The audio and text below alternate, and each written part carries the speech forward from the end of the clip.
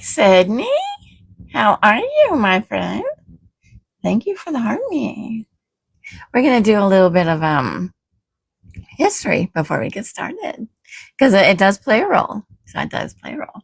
Hey, Julie. How are you, my friend? I'm just signing on.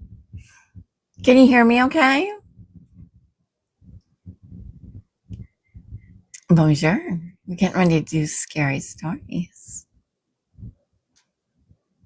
I am too. Okay, good. Good. So we're going to start out with a little bit of history because it does play a role. And for those of you who don't know, the lake that I live nearby is called Clark's Hill Lake, and it used to be, well, it is still the Savannah River. And in 1959, they flooded the Savannah River by building a dam in Augusta for hydroelectricity. And that was back in the 40s and the 50s. And hey, I saw you sneaking in, girl. Hey, Tanya. We're just getting started, and I'm giving a little bit of history because it plays a role, guys. It does. Bear with me. It does play a role. So back in 1959, they did flood the valley, or I guess it's a valley. I don't know. So a lot of homesteads, a lot of roads, a lot of topography. It just changed. It just all changed. And there are roads and homesteads in the bottom of the lake that still exist. And I am trying to find. Oh, okay. I'm trying to find a map of the lake before the dam was built. And I can't find one. So that's why this story is so important, because my husband and I made it up years ago. Most of it was him. Hey, thank you. Hey, pot smoking. I see you. Thank you for the heart me. We're just about getting started. I'm just giving a little bit of a history lesson because it does play a role in my story. So there are a lot of homesteads, a lot of roads, a lot of memories in the bottom of the lake. It's a pretty deep lake because the Savannah River is it's pretty deep, and then it continues down past the dam. So it is not uncommon for them to pull out record-sized catfish over towards the dam. We have never been down that far, but the lake is very cold and it is very, very deep. My husband has caught fish really big, about 3 to 4 feet long. They're stripers, bass, and he has caught about 3 to 4 feet long stripers, and they have tournaments out at this lake as well. So it's a big deal. The lake is a big deal. But the dam did destroy a lot of property. So yeah, I'm just killing time, just waiting until 11 o'clock comes along. So I thought I'd give you a little history. So in 1946, construction started on the dam in Augusta. It's a hydroelectric dam. And yes, I've been there. It's pretty cool. It is pretty cool. And that was in 1946. It was completed in 1954. By 1959, the reservoir was fully filled and operational by normal pool levels, what they consider to be normal. Well, it does not say exactly how many homesteads and properties were flooded, but it does say when they closed the dam gates, thousands of acres of farmland were flooded. Entire communities were relocated, and churches, schools, ferry crossings, cemeteries, and homesteads were either moved or left behind. Roads that once crossed the river became dead ends.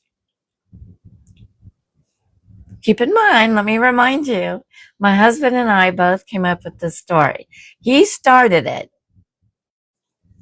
back when he was still active duty Air Force, back when we still lived on Robbins. And now we used to do haunted houses and we used to do parties for the kids because Halloween is just a really fun holiday. So we went all out, including our stories. My husband has a very vivid imagination. I added to it. So I'm so excited. I'm so excited. Um, but yeah, he started. Just keep in mind, this is his fault. But ferry crossings, dead ends, and all of that stuff play a role in my stories. Um, the road that I happen to live on is in this story. It's not the same. I changed the name of the street, but well, it's a road. It's not a street. It's a road because it's a dead end. My road literally is only about 6 miles long. So, yeah, I'm just going to give you guys just a few minutes. Oh, thank you for the Rosa, Julie. Just getting everybody in. And let's see. What else? We are almost guaranteed oceanfront property if all the glaciers melt right now. We're only like 250 feet above sea level, something like that. I don't know. 400 feet. I don't know. Anyway, my husband promises we would have oceanfront property. I know, weird things married couples talk about. Um, the lake goes up and down. There's an island at the end of the road. Sometimes it's an island. Sometimes there's a bridge that you can take to get out there. It's not a man-made. It's a natural bridge. Um, I have pictures. There are pictures, and I will post them because, like I said, it is sort of true-ish. We embellished, okay? We embellished. So I'm so excited, but it is. It's at the end of the road. The lake covers 71,000 acres, over 1,200 miles of shoreline. Yeah, it's a big lake. During drought years, which they happen frequently, foundations and old road beds sometimes reappear. It's really kind of cool. You can kind of see and old stumps. And when you're on the lake, if you're in a boat, you have to be careful especially when the lake is down. You have to be careful because there are trees that are still down there. It's funny to go through the lake with a fish finder because it picks up all of the trees and all that, the brush and everything. It's kind of cool. It really is kind of cool. Um, yeah, I've heard this too. Locals still refer to places by what used to be there, not what's on the map now. By the old oak tree that got hit by lightning back in 1954. That tree. Yeah, make a right. Yeah, no, not that one. That one. Yeah, that's right. Yeah. It still happens here in this town. Seriously, that's how backwards, behind, small my town is. Okay, we're getting ready to go. Give it just a few minutes, guys. Hey, welcome in, welcome in.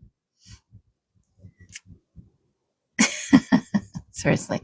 But no, I am on the hunt for a map of this area before 1940. What did I say? 1944, 46? Anyway, before the 1940s, because my husband wants to know where all the roads were, and I do too. I mean, it's kind of curious. I'm curious. I have no idea where to find one. No idea where to find one. Is there one? I mean, that's the question. Is there one? I'm rambling. All right, I'm going to get my stuff set up.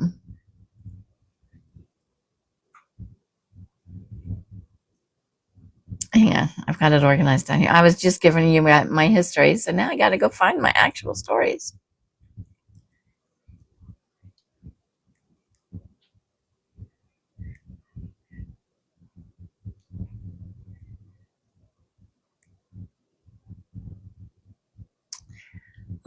let's see, where did I put it? But the lake is called Clark's Hill Lake. I don't care what side of the state you live on. I mean, what side of the river you live on. It's always going to be Clark's Hill Lake. South Carolina calls it Strom Thurmond. Georgia calls it Clark's Hill Lake. It's Clark's Hill Lake.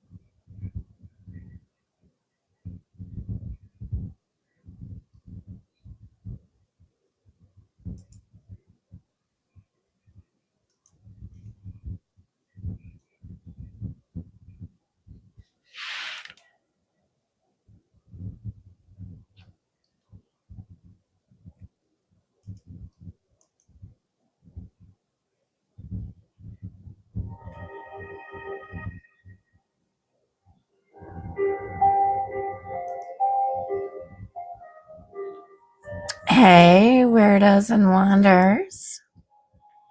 Welcome to Night Whispers.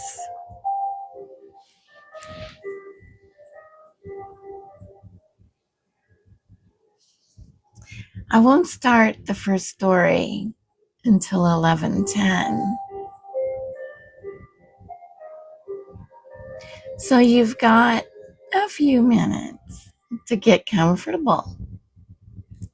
Grab that blanket. You may need it because you never know what I'm going to tell you. Dim the lights. Grab something warm or something strong. I don't judge. Thank you, Jeffrey. I appreciate that, my friend.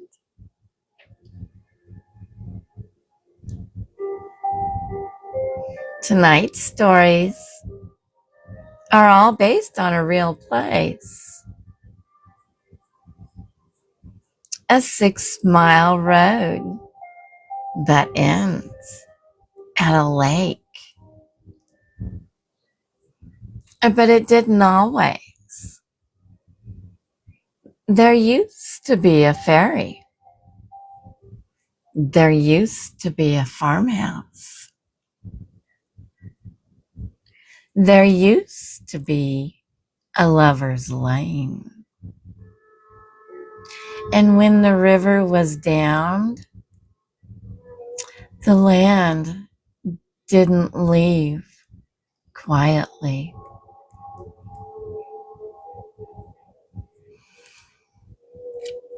So settle in.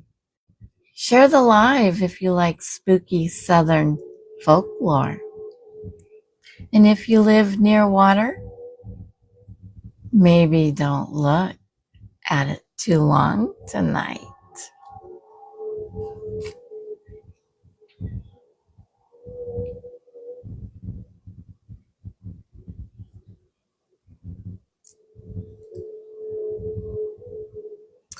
All right, weirdos and wonders, are you ready? Let's go down man's Ferry Road. And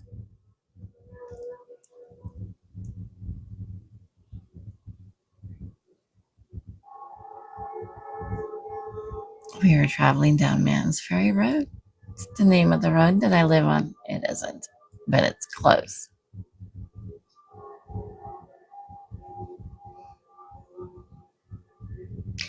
The first story takes place at the very end of Man's Ferry Road, where the pavement meets the water.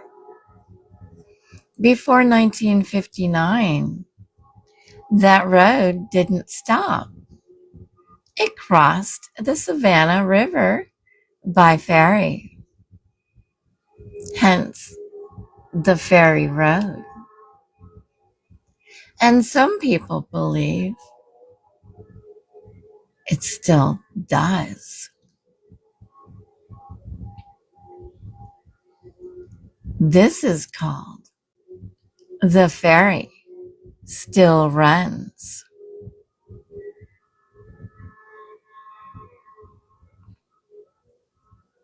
Story Run.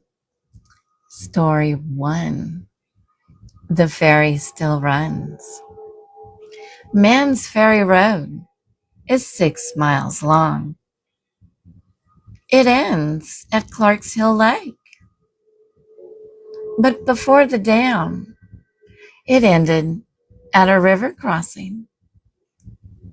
There was a ferry. And there was a ferryman.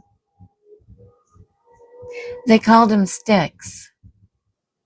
Tall, thin, all bone and rope muscle. Looked like he'd snap in a storm.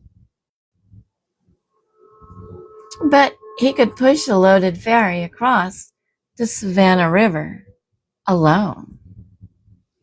No shouting, no effort, just a long pole and movement. Nobody remembered him being young. Then the dam came. Construction finished in the 1950s. By 1959, the river valley was underwater. The ferry stopped running. The road became a dead end. Most nights, the lake looks calm. But one night, I drove down there after midnight, fog sitting low over the water, no wind, and there were headlights out on the lake. Low, steady, idling. I heard wood creak, rope strain, a pole pressing into the current that shouldn't exist anymore. Then a voice. Crossing. My car door unlocked by itself. You know this road don't end here. The water shifted. Not like waves, like current. I left. And all 6 miles home, those headlights followed. Not chasing, just keeping pace. The next morning, there were tire tracks at the shoreline, leading straight into the lake and stopping. Some roads don't stop being crossings. They just stop crossing where we can see them.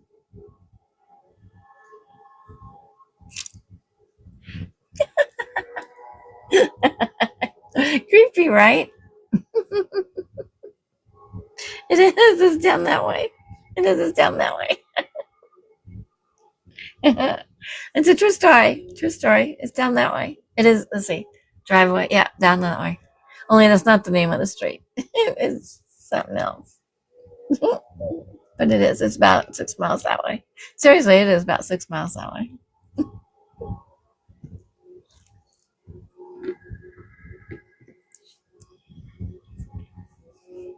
And that is the Savannah River down there. Well, Clark's Hill Lake, but it is still the Savannah River.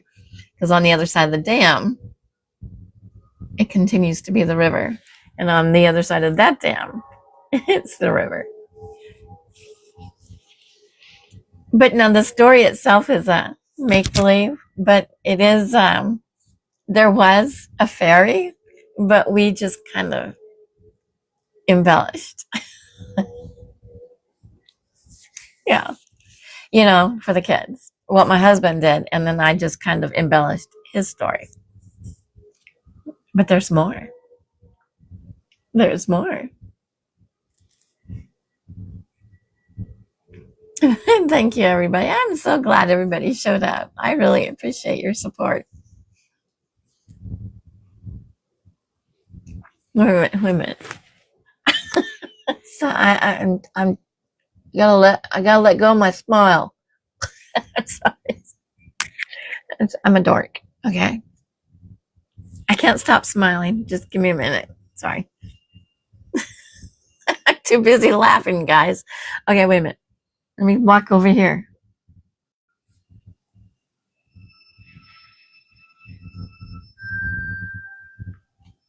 All right, I just took a drink. I got a Pepsi over here. A Pepsi over here and water over here. Okay.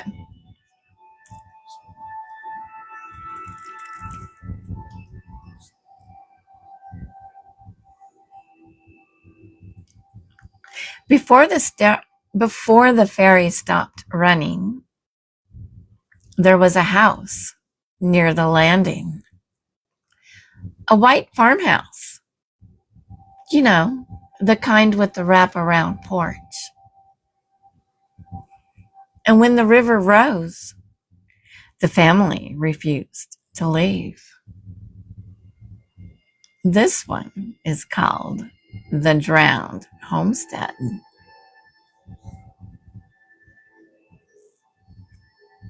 The Whitaker family had lived near the ferry for generations. Cattle, bees, a small family cemetery on a rise behind the house.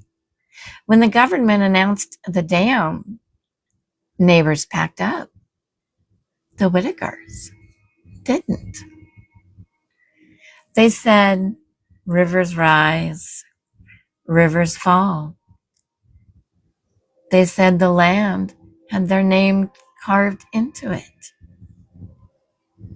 The water came slowly. Pasture first, then the dirt road, then the porch steps. The ferryman, Sticks, visited once. You don't want to wait, he said. They waited. The night they decided to leave, fog covered the river. They loaded a truck. The grandparents went back inside for photographs. They never came out. The truck left. The house didn't. When Clarksville Lake reached full pool in 1959, the homestead disappeared. But during drought years, when the water drops low enough, you can see foundation blocks, concrete steps leading nowhere. And once, a fisherman swore he saw the outline of a porch beneath the surface, intact, with a swing, moving. No wind, just motion. Sometimes at night, a faint glow flickers under that stretch of water, like a porch light left on, waiting for someone who never made it back.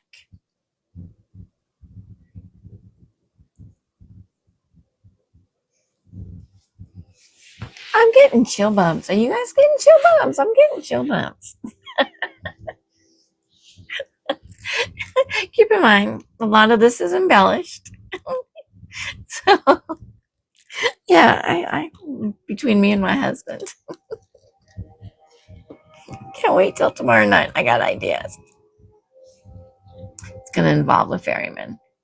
Oh, I'm not done with this story. Oh no, I'm going. Oh yeah, this there's a lot. There's another side over there. That side has a story too. It does. It really does. Seriously. Thank you. Thank you, Jeffrey.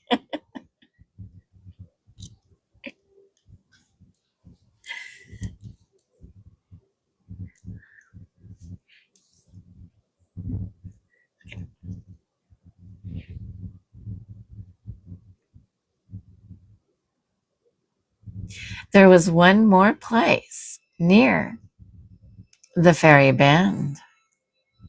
Locals called it Lover's Lane. No sign, no marker, just an old oak tree carved with decades of initials. And when the water rose, it went under too.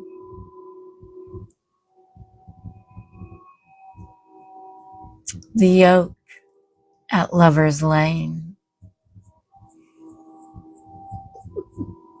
Me too, Julie.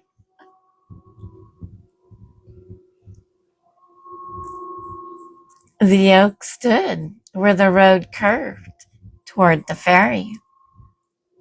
Massive trunk, roots like knuckles gripping red clay. Every generation carved something into it. Initials, dates, hearts, promises that felt permanent. When the dam project began, couples still drove there, still carved their names, said they'd come back someday.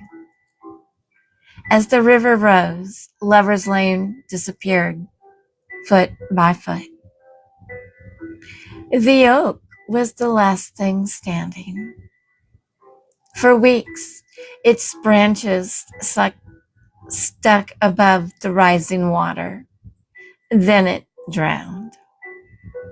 Boaters reported something strange afterward.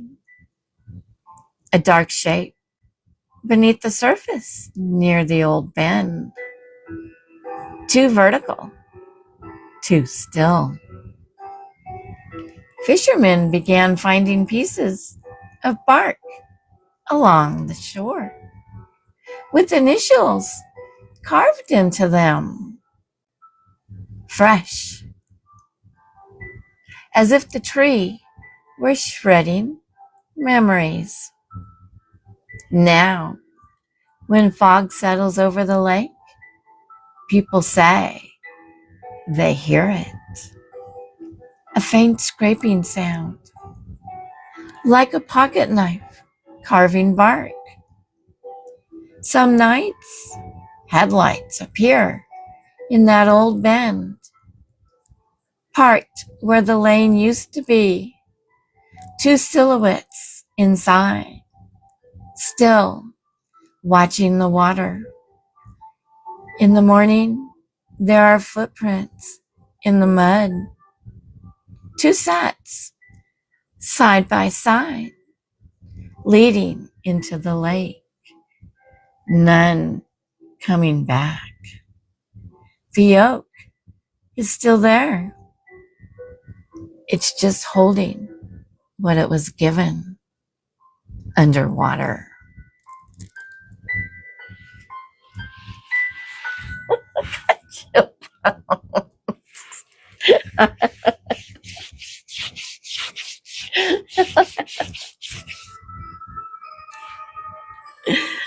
What do you think? I'm going to continue tomorrow, but I don't want to bore you with too many. What you think? Spooky, right? Eerie, creepy, Encore, encore, oh, encore, encore. Okay, okay, encore. Okay, okay. Let me find some. Let me find some. Hang on. I'll give you an encore. I'll give you an encore. Hang on.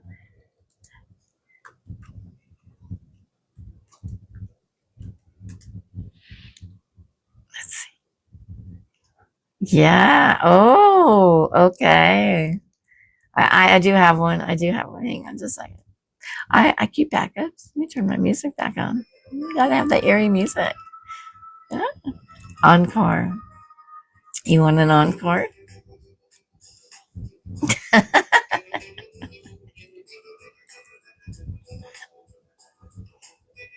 The last crossing.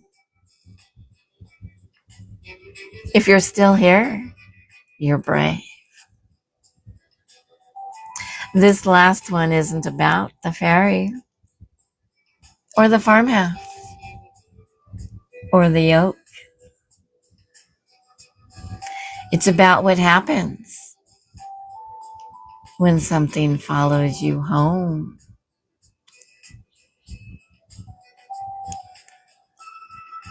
This one's called The Last Crossing. After I started asking questions about man's Ferry Road, things changed. Not big things, small things. The kind you almost ignore. The first time, it was my front porch light. I don't leave it on overnight. But one morning, it was glowing, steady, warm, like someone had just flipped the switch. The second time, it was mud. Not a lot, just a thin line of damp clay across my driveway. The same red clay from down by the lake. It stopped at my garage door, like something had stood there, waiting. I told myself it was nothing. Wind, rain, memory playing tricks. Then one night, just before sleep, I heard it. Wood creaking. Not in the house. Outside. Slow. Measured. Like weight shifting across old boards. I didn't look, because sometimes not looking is survival. The next morning, I drove to the end of Man's Ferry Road in the daylight. Clear sky, no fog. The lake looked harmless, flat. Still, I stood at the shoreline and said quietly, I'm not crossing. The water didn't move, but the air changed. You know that feeling when humidity presses against your skin? It felt like that. Close. Listening. Then behind me, gravel crunching, slow footsteps. Not rushed. Not threatening. Just steady. I didn't turn around because I already knew what I would see. Tall, thin, patient. A ferryman who never stopped working. And a road that never stopped being a crossing. The footsteps stopped just behind me. close enough that I could feel breath near my ear. You already did. The lake surface rippled once, just once, like something pulling away from the shore. When I finally turned around, no one was there, but at the edge of the water, two wet footprints stood beside mine, facing the lake, and this time there was only one set, walking away.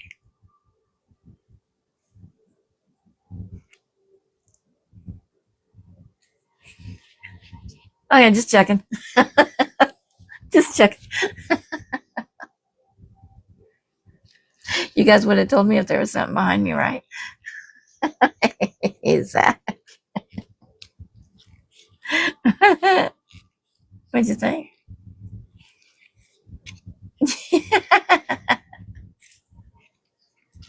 Awesome, guys. Those were great. I love doing stuff like this. This is awesome. Oh, I got more. I got more. Tomorrow night, 11 p.m., same time. People are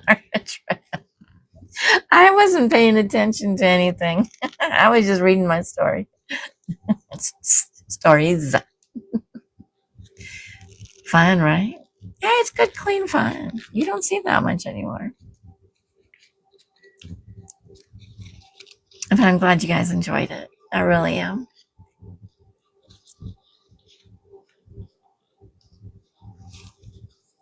I'm glad you guys came by.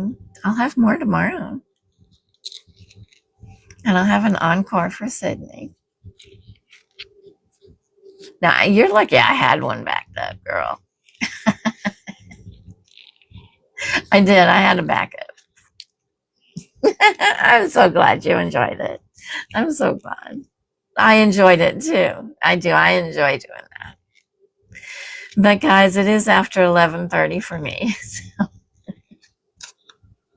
Well, look, I have a mess to clean up. But we will do this again tomorrow. But thank you so much for coming by, guys. But yeah, I am so happy you enjoyed it. I really am. That makes my day. That really does. That makes my day. I'm playing with this. This is what I'm playing with. Absolutely. I'm so excited. Come back tomorrow. See what I've got in store. You guys have a good night.